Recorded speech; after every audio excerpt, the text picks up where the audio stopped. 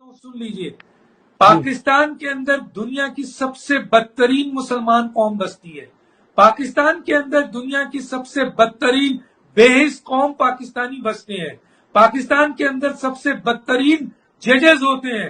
पाकिस्तान के अंदर सबसे बदतरीन ब्यूरोक्रेट्स हैं, बदतरीन मुल्ला हैं और बदतरीन जनरल्स हैं और बदतरीन अवाम है। तो अल्लाह का हुक्म है, जैसी अवाम वैसे हुक्मरान, और अवाम अगर गलत है तो फिर उस हुक्मरान को अजाब की सूरत में भेजा जाएगा, माफ नहीं किया जाएगा।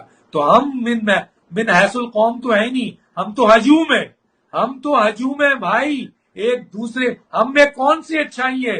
हम चोर हैं, डाकू हैं, मिलावटखोर हैं, हम जानी हैं, हम शराबी हैं, हम यतीमों का मार खाते हैं, माँ बाप को बुरा करते हैं, हम सिजेरियन करते हैं, हम नॉर्मल बंदे को काट के रख देते हैं, हम ईएनटी टॉक्सिलेक्टोमी कर लेते हैं, हम पेट खोल के बंद कर देते हैं, हम नॉर्मल डिलीवरी को सीजन।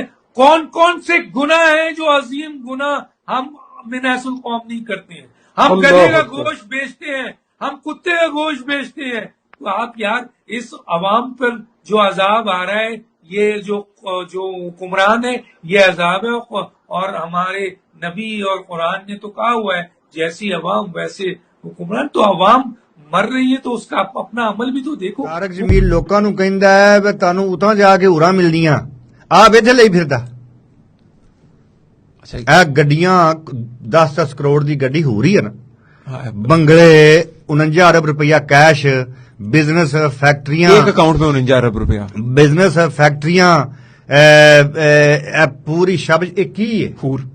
ਤੇ ਜਿਹੜੇ ਦੇ ਮਰੀਜ਼ ਨੇ ਉਹਨਾਂ ਨੂੰ ਕਹਿੰਦਾ ਤੁਹਾਨੂੰ ਅਗਾਂ ਜਾ ਕੇ ਮਿਲਣੀਆਂ ਨੇ, ਤੁਸੀਂ ਸਾਰਾ ਮਾਲ ਮੈਨੂੰ ਦਿਓ।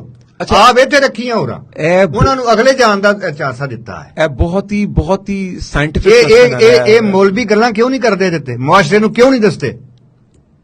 ਇਹ ਵੀ ਅਸੀਂ ਠੇਕਾ ਚੁੱਕੇ ਆ। ਗੱਲ ਮੈਂ ਐਗਰੀ ਕਰਨਾ ਹੈ, ਐਦਨ ਲੌਜੀਕਲ ਗੱਲ ਕਰੀਏ ਤੇ ਇਹ ਤਾਂ ਹੂਰ ਅਸਲ ਮਤਲਬ ਮਰੀਜ਼ ਨੂੰ ਕਹਿੰਦਾ ਮੈਨੂੰ ਸਾਰਾ ਕੁਝ ਦਿਓ, ਬੱਕਰੀ, ਭੇਡ, ਟੁੱਕਰ, ਲੈਲਣ, ਲੋਹਾ, ਜੋ ਕੁਝ ਵੀ ਹੈ ਮੈਨੂੰ ਦਿਓ, ਤੁਹਾਨੂੰ ਅਗਾਂ ਜਾ ਕੇ ਹੋਰ ਮਿਲੇਗੀ। ਬਈ ਉਹਨਾਂ ਨੂੰ ਇੱਥੇ ਕਿਉਂ ਨਹੀਂ ਮਿਲ ਸਕਦੀ? ਉਹਨਾਂ ਦਾ ਮਾਲ ਲੈ ਕੇ ਤੂੰ ਅਰਬਪਤੀ ਬਣ ਗਿਆ ਹੈ, ਕਿਆ ਤੂੰ ਕਦੀ ਉਹਨਾਂ ਨੂੰ ਕੁਝ ਦਿੱਤਾ? ਕਿਆ ਕਦੀ ਕਿਸੇ ਦੀ ਬੱਚੀ ਦੀ ਸ਼ਾਦੀ ਕੀਤੀ? ਕਿਆ ਕਦੀ ਕਿਸੇ ਨੂੰ ਪੁੱਛਿਆ ਜਾ ਕੇ? ਆਪਣੇ ਦੇ ਨਿਕਾਹ ਪੜਾਉਂਦੇ ਨੇ ਸਿਰਫ, ਮਤਲਬ ਨਿਕਾਹ ਵੀ ਅਮੀਰ ਬੰਦੇ ਦਾ। ਤੁਸੀਂ ਅੰਦਾਜ਼ਾ ਲਾ ਲਓ ਵੀ ਤਾਰਕ ਜਮੀਲ ਕੈਨੇਡਾ ਦੇ ਵਿੱਚ ਜਾ ਕੇ ਪ੍ਰਾਪਰਟੀਆਂ ਖਰੀਦੀਆਂ, ਅੱਲਾਹੁ ਅਕਬਰ, ਕਿਹਦੇ ਪੈਸੇ ਨਾਲ? ਕੀ ਸੋਰਸ ਆਫ ਇਨਕਮ ਹੈ? ਕੋਈ ਪੁੱਛਣ ਵਾਲਾ? ਇੱਥੇ ਕਿਆ ਉਹ ਟੈਕਸ ਦਿੰਦਾ ਆਪਣੇ ਪੈਸੇ ਤੇ? ਮੇਰਾ ਨਹੀਂ ਅੰਦਾਜ਼ਾ ਦਿੰਦਾ। ਅਸੀਂ ਬਹਿਸੀਅਤ ਪਤਾ ਨਹੀਂ ਕੀ ਸਾਡੇ 'ਚ ਫਾਲਟ ਨੇ।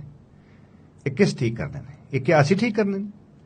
ਅਸੀਂ ਇਹਨਾਂ ਲੋਕਾਂ ਨੂੰ ਬੇਨਕਾਬ ਕਰੀਦਾ, ਸਾਨੂੰ ਧਮਕੀਆਂ ਵੀ ਮਿਲਦੀਆਂ ਨੇ, ਸਾਰਾ ਕੁਝ ਵੀ ਹੁੰਦਾ, ਤਾਂ ਅਸੀਂ ਫਿਰ ਵੀ ਬਰਦਾਸ਼ਤ ਕਰ ਜਾਂਦੇ ਹਾਂ। ਹਕੀਕਤ ਗੱਲ। ਕਿਆ ਇਹ ਜਿਹੜੇ ਲੋਕ ਨੇ, ਮੌਲਵੀ ਜਿਹੜੇ ਨੇ, ਕਿਆ ਇਹਨਾਂ ਨੇ ਕਦੀ ਇਹ ਸੋਚਿਆ, ਕਦੀ ਆਪਣੇ ਗਿਰਬਾਨ ਨੇ ਝਾਂਕਿਆ ਕਿ ਅਸੀਂ ਕੀ ਪਾ ਕਰਨੇ ਆ?